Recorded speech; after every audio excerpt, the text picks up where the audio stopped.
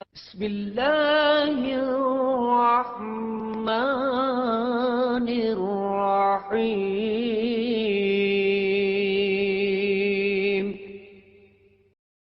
سیرت خاتم الانبیاء محمد مصطفیٰ صلی اللہ علیہ وآلہ وسلم۔ عربوں میں ایک شخص بدر بن معشر غفاری تھا۔ ایک کاج کے میلے میں بیٹھا کرتا تھا، لوگوں کے سامنے اپنی بہادری کے قصے سنایا کرتا تھا، اپنی برائیاں بیان کرتا تھا۔ ایک دن اس نے پیر پھیلا کر اور گردن اکڑا کر کہا، میں عربوں میں سب سے زیادہ عزت دار ہوں، اور اگر کوئی خیال کرتا ہے کہ وہ زیادہ عزت والا ہے تو تلوار کے زور پر یہ بات ثابت کر دکھائے۔ اس کے یہ بڑے بول سن کر ایک شخص غصے میں آ گیا۔ وہ اچانک اس پر جھپٹا، اس کے کٹنے پر تلوار دے ماری، اس کا گھٹنا کٹ گیا۔ یہ بھی کہا جاتا ہے کہ نہ صرف زخمی ہوا تھا، اس پر دونوں کے قبیلے آپس میں لڑ پڑے، ان میں جنگ شروع ہو گئی۔ اس لڑائی کو فجار کی پہلی لڑائی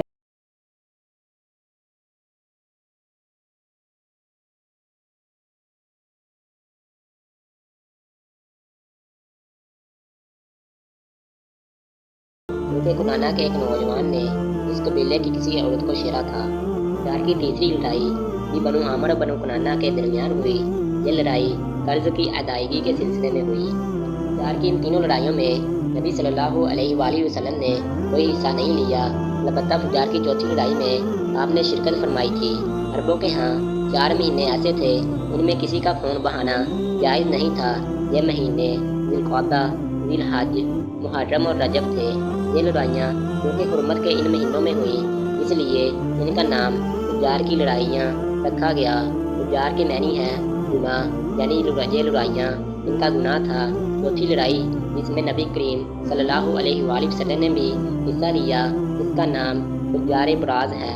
یہ لڑائی اس طرح شروع ہوئی، قبیلہ بنو کنانا کے براز نامی ایک شخص نے ایک آدمی عروہ کو قتل کر دیا۔ عروہ کا تعلق قبیلہ حوازن سے تھا۔ یہ واقعہ حرمت والے مہینے میں پیش آیا۔ براز اور عروہ کے خاندان کے لوگ یعنی بنو کنانا اور بنو حوازن اس وقت عکاظ کے میلے میں تھے۔ وہیں کسی نے بنو کنانا کو یہ خبر پہنچا دی کہ براز نے عروہ کو قتل کر دیا ہے۔ یہ خبر سن کر بنو کنانا کے لوگ پریشان ہوئے کہ کہیں میلے ہی میں حوازن کے لوگ ان پر حملہ نہ کر دیں، اس طرح بات بہت بڑھ جائے گی۔ چنانچہ وہ لوگ مکہ کی طرف بھاگ نکلے۔ حوازن کو اس وقت تک خبر نہیں ہوئی تھی، انہیں کچھ دن یا کچھ وقت گزرنے پر خبر ہوئی۔ یہ بنو کنانا پر چڑھ دوڑے، لیکن بنو کنانا حرم میں پناہ لے چکے تھے۔ عربوں میں حرم کے اندر خون بہانا حرام تھا، اس لیے حوازن رک گئے۔ اس دن لڑائی نہ ہو سکی، لیکن دوسرے دن بنو کنانا کے لوگ خود ہی مقابلے کے لیے باہر نکل آئے۔ ان کی مدد کرنے کے لیے قبیلہ قریش بھی میدان میں نکل آیا۔ اس طرح فجار کی یہ جنگ شروع ہوئی۔ یہ جنگ 4 یا 6 دن تک جاری رہی۔ اب چونکہ قریش بھی اس جنگ میں شریک تھے، لہٰذا آپ صلی اللہ علیہ وآلہ وسلم کے چاچا آپ کو بھی ساتھ لے گئے، مگر آپ نے جنگ کے سب دنوں میں لڑائی میں حصہ نہیں لیا۔ البتہ جس دن آپ میدان میں جنگ میں پہنچتے بنی کنانا کو فتح ہونے لگتی، اور جب آپ وہاں نہ پہنچتے تو انہیں شکست ہونے لگتی۔ آپ نے اس جنگ میں صرف اتنا حصہ لیا کہ اپنے چاچاؤں کو تیر پکڑاتے رہے، اور بس 6 دن کی جنگ کے بعد بھی کوئی فیصلہ نہ ہو سکا۔ آخر دنوں کے گروہوں میں صلح ہو گئی، لیکن یہ کافی خون خرابی کے بعد ہوئی تھی۔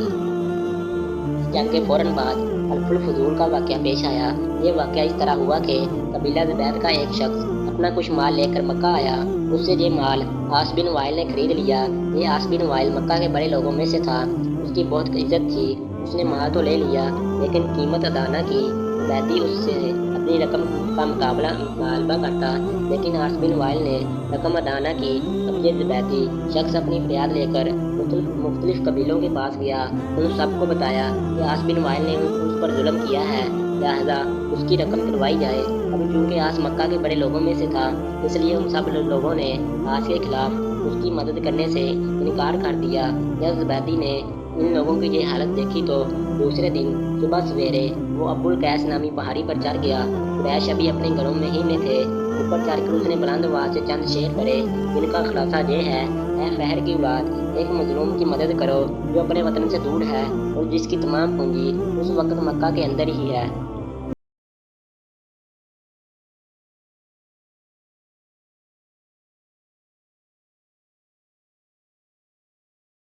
بن جدعان کے ساتھ لیا اور اس آدمی کی مدد کے لیے اٹھ کھڑے ہوئے۔ پھر ان کے ساتھ بنو ہاشم، بنو زہرہ اور بنو اسد کے لوگ بھی شامل ہو گئے۔ یہ سب عبداللہ بن جدعان کے گھر جمع ہوئے، جہاں ان سب کو کھانا کھلایا گیا۔ اس کے بعد ان سب سے خدا کے نام پر حلف لیا گیا۔ حلف کے الفاظ یہ تھے: ہم ہمیشہ مظلوم کا ساتھ دیتے رہیں گے اور اس کا حق اسے دلاتے رہیں گے۔ اس حلف کا نام حلف الفضول رکھا گیا۔ اس عہد اور حلف کے موقع پر اللہ کے رسول صلی اللہ علیہ وآلہ وسلم بھی قریش کے ساتھ موجود تھے۔ حضور اکرم صلی اللہ علیہ وآلہ وسلم نے اس عہد یعنی حلف الفضول کو بہت پسند فرمایا۔ آپ فرماتے تھے: میں اس عہد نامے میں شریک تھا۔ یہ عہد نامہ بنو جدعان کے مکان میں ہوا تھا۔ اگر کوئی مجھ سے کہے کہ اس عہد نامے سے دستبردار ہو جائیں اور اس کے بدلے میں 100 اونٹ لے لیں تو میں نہیں لوں گا۔ اس عہد نامے کے نام پر اگر کوئی آج بھی مجھے آواز دے تو میں کہوں گا: میں حاضر ہوں۔ آپ کے اس ارشاد کا مطلب یہ تھا کہ اگر آج بھی کوئی مظلوم یہ کہہ کر آواز دے: اے حلف الفضول والو، تو میں اس کی فریاد کو ضرور پہنچوں گا، کیونکہ اسلام تو آیا ہی اس لیے ہے کہ سچائی کا نام بلند کرے اور مظلوم کی مدد اور حمایت کرے۔ یہ حلف الفضول بعد میں بھی جاری رہا۔